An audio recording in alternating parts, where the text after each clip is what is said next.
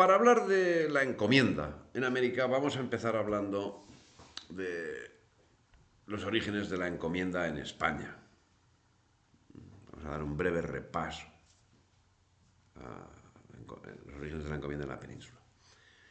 La encomienda es una institución que tiene su origen en el reino visigodo, que comenzó a utilizarla como medio de organización territorial por el cual, haciendo uso de los bienes comunes, generaba unas rentas que eran gestionadas por el comendador.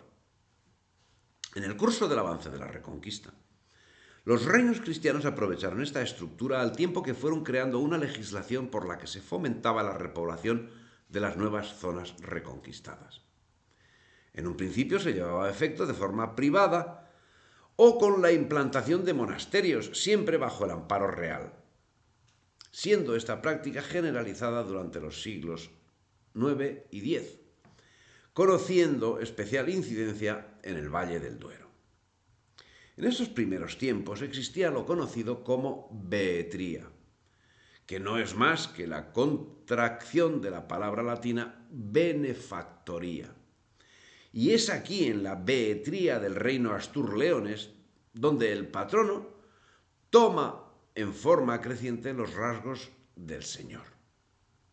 Estas antiguas benefactorías cambian progresivamente de carácter y en el siglo XIII encontramos que son cada vez menos individuales y más colectivas, cada vez más hereditarias y cada vez menos limitadas a la vida del que la fundó.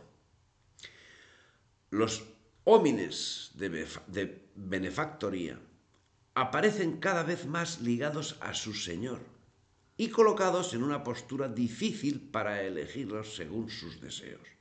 Además, están obligados a ofrecer a su señor alimentos, a pagarles infurciones, tributos en dinero o en especie, que se paga el señor por el uso del terreno destinado a una casa, y martiniegas, tributo que se debe pagar para el día de San Martín, así como otras contribuciones de orden señorial o incluso público.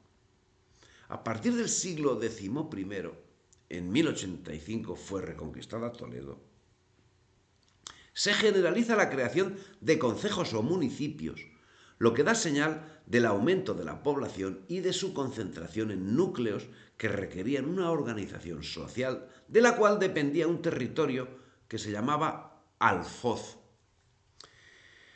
El empuje dado a la reconquista en los siglos XI y XII, donde la reconquista había llegado a la desembocadura del Ebro y del Tajo, Lisboa fue reconquistada en 1147 y Tortosa en 1148, dio lugar a un nuevo estatus de poblamiento, producido especialmente por la falta de capacidad de las coronas hispánicas para mantener a su costa los ejércitos necesarios para asegurar las fronteras con el moro. Las coronas hispánicas, con el objetivo de favorecer la repoblación de los territorios que reintegraban a sus dominios, los cedía a quienes habían participado activamente en la reconquista y mostraban capacidad suficiente para mantenerlos bajo control y gobernarlos, percibiendo como compensación el rendimiento económico de la tierra que quedaba bajo su protección y por la cual debían atender las necesidades de la corona, tanto en el capítulo económico como en el capítulo militar. La encomienda fue al principio una herramienta militar, con un objetivo de estrategia militar empleada para controlar las zonas más comprometidas, como sucede con la demarcación de Cieza, por ejemplo, por tener una comunicación directa con el reino nazarí. Esa función fue cubierta principalmente por el concurso de las órdenes militares que, como contrapartida a sus servicios, serían las encargadas del control del territorio que les era asignado. Señores particulares y muy especialmente las órdenes militares aportaban a las monarquías hispánicas efectivos de combatientes, muy especialmente de hombres a caballo, siendo su número variable en orden al potencial económico de cada uno de los señoríos, que estaban obligados a mantener un ejército debidamente preparado y dispuesto a entrar en acción en el momento que fuese requerido por el rey. Y no sólo para combatir al enemigo común, sino para apoyar las luchas intestinas de los propios reinos hispánicos. Surgieron así, junto a los señoríos de realengo, dependientes directamente de la corona y administrados por funcionarios reales, los señoríos nobiliarios, que englobaban lo que conocemos como maestrazgos y abadengos, dependientes de un maestre o de un abad, en los que existirían encomiendas que facilitarían al titular las rentas, los impuestos que en los lugares de realengo eran cobrados directamente por la corona y en cuya determinación también aplicaba la justicia. Y la justificación del cobro de esos impuestos se basaba en que las encomiendas eran las propietarias de todos los bienes que existían en ellas, así como de las rentas que de ellas se derivaban. Como consecuencia, surgió una relación de dependencia de los vecinos con relación al comendador, al que debían prestar determinados servicios y pagar impuestos, mientras éste tenía la obligación de defenderlos. En los señoríos podían existir propietarios de tierras que, como consecuencia, no eran vasallos. Estos estaban obligados a atender el pago del tributo que era estipulado. Los derechos de los lugares de realengo eran, por lo general, más equitativos que los de los maestrazgos, por lo que la tendencia de la población era adscribirse a ellos, pero la realidad es que el porcentaje de territorio ocupado por las órdenes militares era de tal envergadura que hacía imposible cumplir el objetivo. En definitiva, estamos viendo que el asunto es ni más ni menos una cuestión fiscal. ¿A quién se le pagaban los impuestos? Pero, ¿en qué se parece el señorío y la behetría? El punto fundamental de semejanza me parece que es el siguiente. El hecho de que en la Baja Edad Media el titular de la behetría sustituía al fisco, como acabamos de señalar, en la percepción de derechos. Este es un aspecto fundamental para llevar la behetría y al señorío a un punto común. Pero también lo es por otra razón. La encomienda indiana desde 1550-1570 no se organizará justamente a partir de la idea de que la corona cede al encomendero el derecho a percibir tributos sobre los indios, jurídicamente súbditos del soberano. Consiguientemente, al compás del avance de la Reconquista y al amparo de las órdenes militares, la encomienda arraigó en los distintos reinos hispánicos desde el siglo XII y alcanzó su punto culminante durante el siglo XIV. Las órdenes militares así cubrieron un espacio que el poder real se manifestaba incapaz de cubrir, siendo que jugaban un papel muy importante en el ámbito militar y en el ámbito económico, y su creación se concentra en un periodo muy concreto. Así, tras el abandono de Calatrava por parte de los caballeros templarios, a quienes Alfonso I cedió Mayen en 1127, y poco más tarde, en 1135, el rey navarro García V Ramírez entregó Novillas, Sancho III otorgó la plaza a Fray Raimundo de Fitero, que para defenderla funda en 1158 la orden que lleva el nombre de la plaza en 1166, del orden de la plaza. En 1166 se funda la Orden de Évora, que en 1211, tras la conquista de Avis, pasará a llamarse Orden de Avis. En 1170, tras la reconquista de Cáceres, Fernando II de León crea la Orden de Santiago. En 1174 se crea la Orden de Monteagaudio, que pasó a denominarse de Alfambra. En 1176 se creó la Orden de Alcántara y en 1201 Pedro I de Aragón funda la Orden de San Jorge de Alfama. Finalmente, la Orden de Santa María de Montesa fue creada en 1317 en virtud de una bula concedida por el Papa Juan XXII. Las órdenes de Avis, Alcántara y Montesa acabarían disolviéndose e incorporándose a la de Calatrava. Los miembros de las órdenes serían conocidos como freires, al objeto de distinguirse de los frailes de las órdenes religiosas no militares. Unos freires eran religiosos milites, consagrados al ejercicio de la guerra en defensa de la cristiandad. Otros eran religiosos clérigos, dedicados al culto divino para pelear con armas espirituales, la oración, el ayuno, la abstinencia y las obras de religión. Serían los responsables de la cuestión que nos ocupa, las encomiendas. La orden del apóstol era la que mayor número de encomiendas poseía y las que mayor renta generaban. Además de esto, el prestigio social que la orden tenía en la sociedad española era mucho mayor que el de Calatrava o Alcántara. Por último, comentar que Santiago era también la orden con mayor número de caballeros de hábito. Pero queda claro que no todos los miembros de la orden eran freires.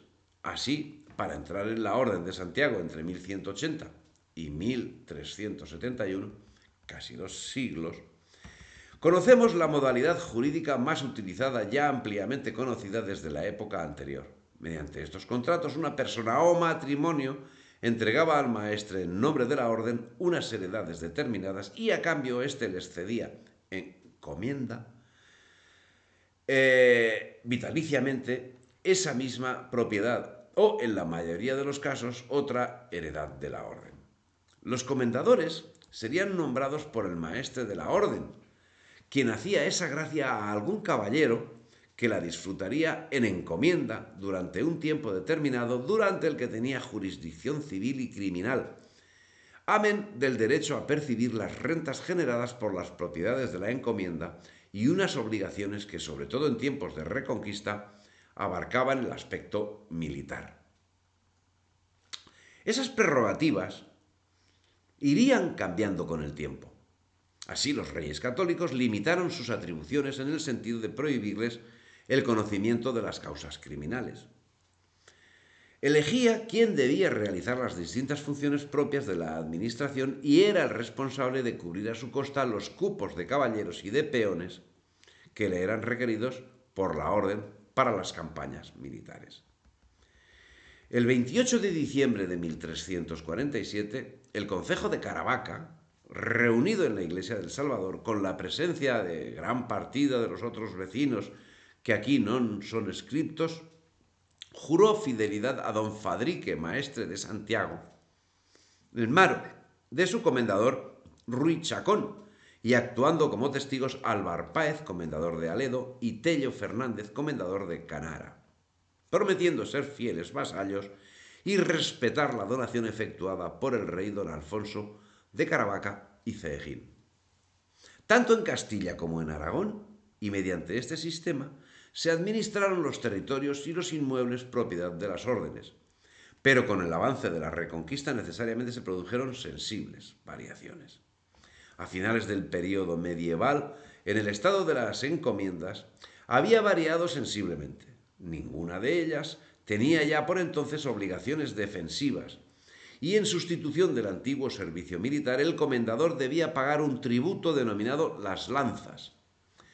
En épocas de extrema necesidad financiera de la monarquía, algo que sucedió a lo largo del siglo XVII, se crearía un nuevo impuesto sobre las encomiendas llamado las medias lanzas. Por otro lado, solo quedaban unas pocas encomiendas que incluían jurisdicción y, de hecho, la gran mayoría habían quedado reducidas simplemente a la percepción de unas rentas. Pero en los tiempos que se materializó la creación de encomiendas, el carácter de defensa era eminente. Los pobladores dependían de la protección militar que les brindaba el comendador, que debía mantener operativas las defensas, que podían responder a las necesidades de una o varias poblaciones incluidas en la encomienda. El comendador, además de los baluartes, debía proveer a la población de almacenes, horno y molinos, así como la provisión de agua, tanto de boca como de riego, y la población no necesariamente se encontraba agrupada en un solo núcleo, sino en varios núcleos dispersos y cercanos a los lugares de cultivo o de explotación ganadera. Con el tiempo, el concejo llegó a ser autónomo para la elección de jueces y alcaldes, que habían de pertenecer a la caballería villana, y ejercían su mandato durante un año. Y las personas sometidas a encomienda estaban obligadas por su parte a prestar la ayuda militar que les fuese demandada. También los vecinos vasallos de la orden tenían obligaciones militares de los que se extraía la casi totalidad de los peones. El sistema de recluta lo estableció perfectamente el infante don Enrique en 1440. Aquellos que poseyeran de hacienda 20.000 maravedís o más estaban obligados a mantener caballo de precio superior a los 1.500 maravedís, y las siguientes armas: jineta, hojas, adarga, barreta, lanza y espada, pudiendo llevar todo lo demás que quisieran. Los que poseyesen entre 10.000 y 20.000 maravedís deberían tener ballestas de pelea y cintos. Entre 5.000 y 10.000 maravedís solo mantendrían una ballesta de pie. Entre 3.000 y 5.000 maravedís serían lanceros con escudo, y los de menor cuantía llevarían a la guerra lanzas y dardos. Las labores de cultivar la tierra, la molienda y las otras labores llevadas a cabo en la encomienda serían realizadas en régimen de arrendamiento. Finalmente, en 1732 la Real Academia Española declaró el término encomienda como sigue: es una dignidad dotada de renta competente, cuales son las de las órdenes militares de Santiago, Calatrava, Alcántara, San Juan y otras. El lugar, territorio y renta de la misma dignidad o encomienda. Y así se dice Vaco, la encomienda de Segura, de Cuenca, etc. Encomienda: merced y renta vitalicia que se da sobre algún lugar, heredamiento o territorio. Encomienda: amparo, custodia y patrocinio, cura, custodia, tutela. Insisto, año, designación de la Real Academia en 1732. Así, podemos concluir que la encomienda era un organismo con jurisdicción propia sobre un determinado territorio, con unos bienes propiedad de una orden, que designaba un comendador profeso de la propia orden con el fin de explotar económicamente esos bienes, y todo en un territorio en conflicto bélico. Con el avance de la Reconquista, el objetivo de defensa quedó relegado claramente al mero interés económico y político, siendo que el comendador, que ya no residía en la encomienda, designaba un administrador para ejercer el control real de la misma, en la que debía residir y tratar con el arrendatario, amén de velar por el buen estado de las instalaciones. Era común que el comendador vendiera cebada y trigo, como también que la repartiera entre la población en la estación sementera para más tarde recibir una cierta cantidad del total de la producción.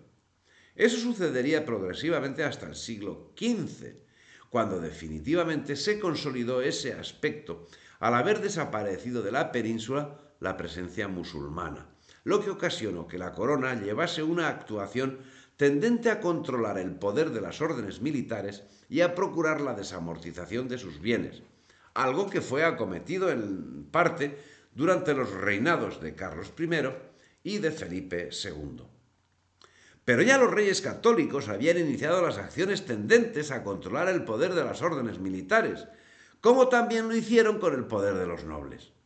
Así, en 1476, Fernando el Católico se convertía en administrador de la Orden de Santiago, y 9 años más tarde, en 1485, acumulaba también la administración de la de Alcántara y la de Calatrava, siendo incorporadas a la corona de forma definitiva en 1523, cuando el Papa Adriano VI, por bula Dum intra nostrementis arcana, concedía a Carlos I sus maestrazgos, con los que la figura de los comendadores quedó como título honorífico y rentista.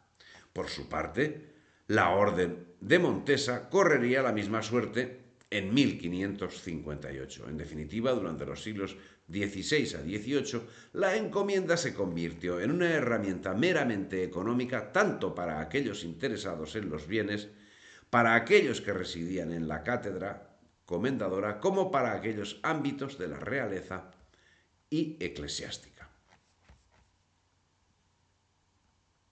Si te ha gustado el vídeo, dale me gusta, difunde y suscríbete al canal.